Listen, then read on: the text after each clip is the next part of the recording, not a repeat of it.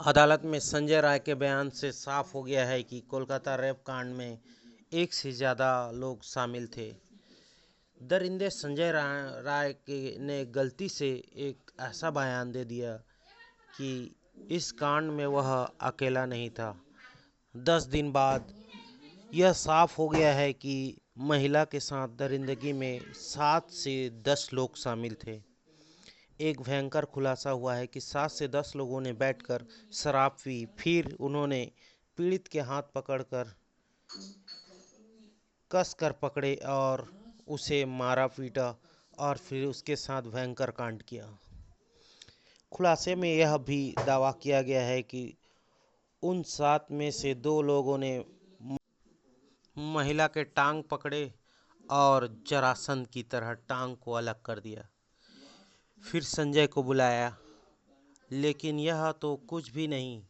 आगे ऐसे ऐसे खुलासे हुए हैं कि यह अकेले संजय का नहीं है, बल्कि इसमें कई लोग शामिल हैं। अब प्रिंसिपल समेत 7 लोगों का बचाना मुश्किल है। सब कुछ जानेंगे विस्तार से, लेकिन आगे बढ़ने से पहले कमेंट में जय श्री राम ज़रूर लिखें और चैनल को सब्सक्राइब कर लें और करके लाइक ज़रूर कर देना, क्योंकि ये सब आपके लिए मामूली बात होगी, लेकिन हमारे लिए कुछ बहुत पूर्ण।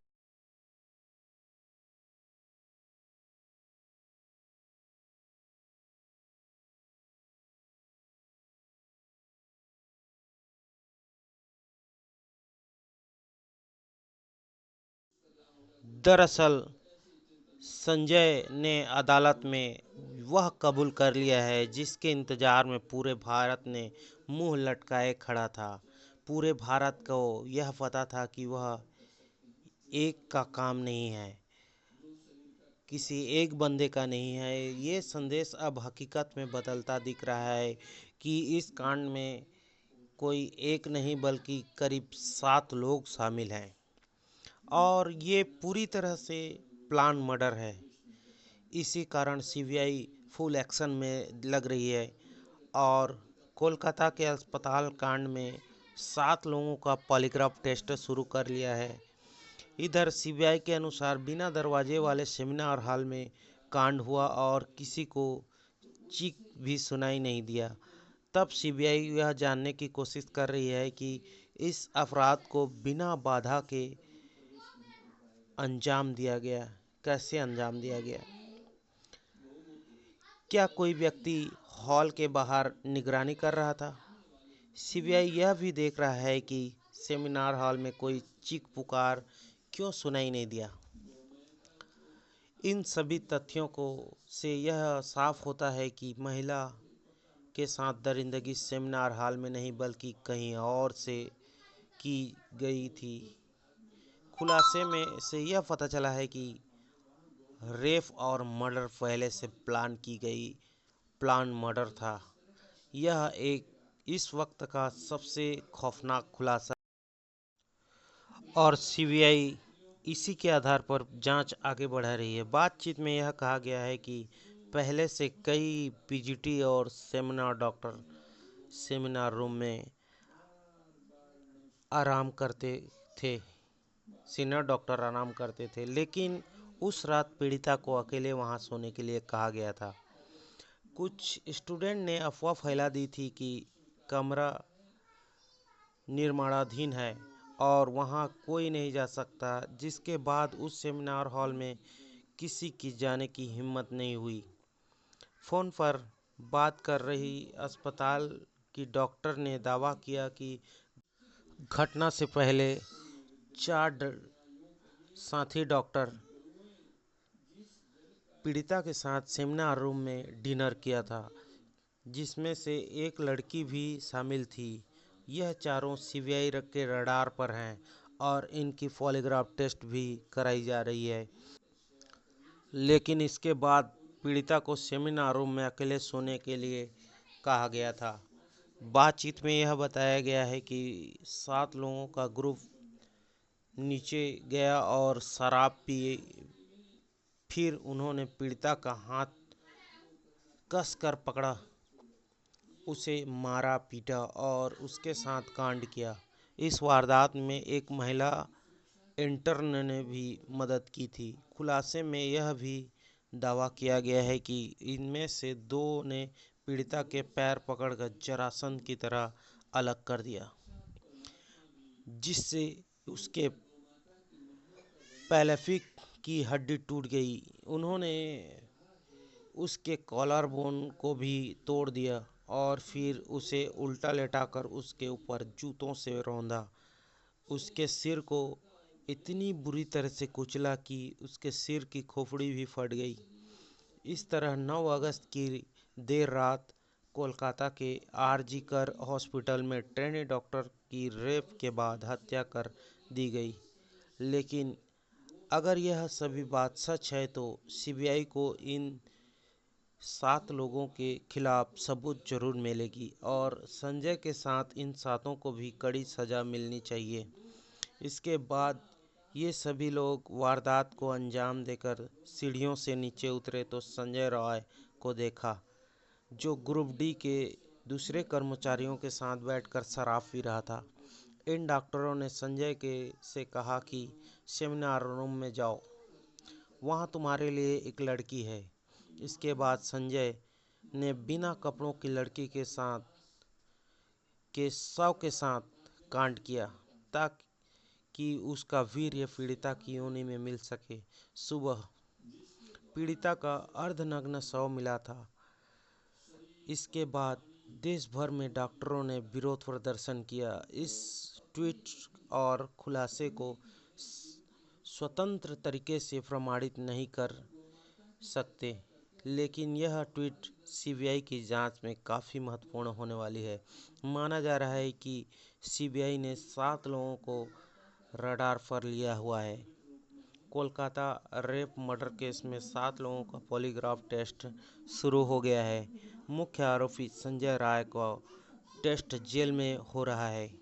इसके अलावा सीबीआई ने आरजी कर हॉस्पिटल के पूर्व प्रिंसिपल संदीप घोष व 4 डॉक्टरों की वारदात की रात पीड़िता के साथ जो डिनर किए थे, वॉलंटियर जांच कर रही है। वॉलंटियर जांच कर रही है। इन सभी को पॉलीग्राफ टेस्ट सीबीआई के कोलकाता हेड ऑफिस में हो रही है। 8 अगस्त की रात इन डॉक्टरों की में से कुछ पीड़िता के साथ डिनर भी किया था। फिलहाल सीबीआई को ये सभी से गहराई से पूछताछ कर रही है, लेकिन आरोपी संजय ने अदालत में एक बयान देकर सभी को हैरान कर दिया है। दरअसल 23 अगस्त को सियालदह कोर्ट ने संजय को 14 दिन के न्यायिक हिरासत में भेजा। इसी सुनवाई के दौरान संजय पॉलीग्राफ टेस्ट के लिए भी तैयार हुआ था। मजिस्ट्रेट ने संजय को पूछा था कि वह पॉलीग्राफ टेस्ट के लिए क्यों तैयार हुआ। उसे लेकर संजय ने कहा, पॉलीग्राफ टेस्ट में से यह साबित होगा कि मैं निर्दोष हूँ, मुझे फंसाया जा रहा है। संजय की इस बयान से बवाल खड़े कर दिया है, क्योंकि यह खुद को निर्दोष बता रहा है। इसका मतलब है यह साफ है कि इस कांड में कई लोग शामिल हैं। इसी कारण सीबीआई फुल एक्शन मोड में आ चुकी है। सीबीआई का मकसद इन कर्मचारियों के बयानों को जांचना है, क्योंकि बाकी रिपोर्ट पीड़िता के शरीर से लिए गए हैं। डीएनए, स्वाब, पीएम, ब्लड उन्हें साफ तौर पर घटना से जोड़ने में नाकाम रही है।